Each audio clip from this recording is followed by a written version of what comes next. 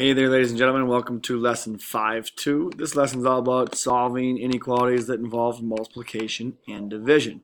So before we get started, my voice is a little raspy. Cheers to you guys. This is the Burma Nation. Alright, so this is going to be a real quick video. You're going to enjoy it and say, oh yeah, that makes sense. So hopefully by the time this video is done, you're going to be saying that I can solve multiplication and division inequalities. And here's the first example. Our job is going to be to get the variable d entirely by itself. So we need to undo what is happening to the variable. So happening to the variable is that we are multiplying by a negative 3/5. So if I have a negative 3/5 times d is greater than or equal to a 6, I am going to divide by a negative 3/5.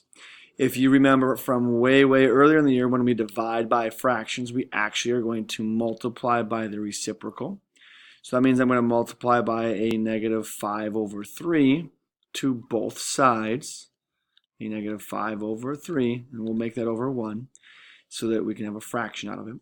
And it's looking at top times top, bottom times bottom gets a negative 15 over a negative 15. And that makes ourselves have a positive 1 left over. Or diagonally, you can reduce to get the d entirely by itself. And so because we multiplied by a negative, our sign is going to switch directions. So if you multiply or divide by a negative, the sign switches directions. Now I go over here to the other side. I'm going to go top times top, bottom times bottom, which becomes a 30/3, or a negative 30/3, which can simplify all the way down to a 10.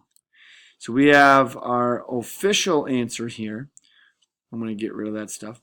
Would be a d is less than or equal to a 10.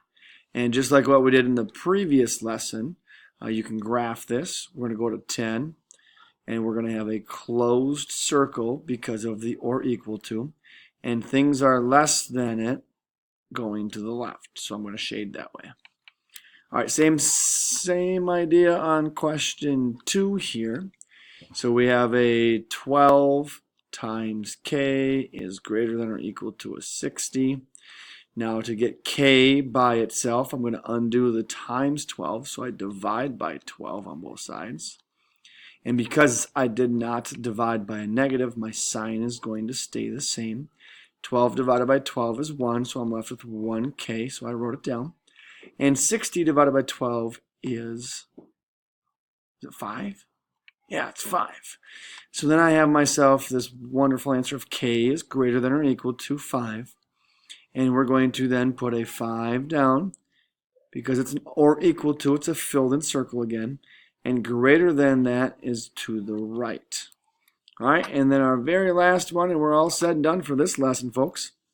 Same idea to the first example. We are going to get rid of the times 2/3, and we're going to divide by 2/3, which means I'm going to actually multiply by a negative 3/2 to both sides. Negative 3/2. Better put that in parentheses so we don't get any confusion. We're going to make 6 into a fraction by putting it over 1, so we can do the top times top, bottom times bottom stuff. But more importantly is this side over here. You notice that diagonally things reduced again, and we're left with an x.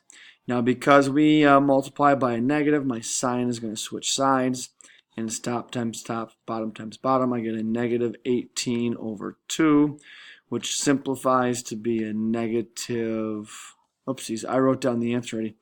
I forgot to write down 2/2, which simplifies to a negative 9. And that's the part that we need to get rid of to make this more of a simple answer. And this is then our simple inequality. So we can graph that information. We're going to put that onto a number line at negative 9. There's going to be, oopsies, I don't need an or equal to.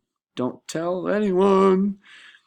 I'm going to have an open circle at negative 9 because it just says less than. And things that are less than negative 9 go to the left.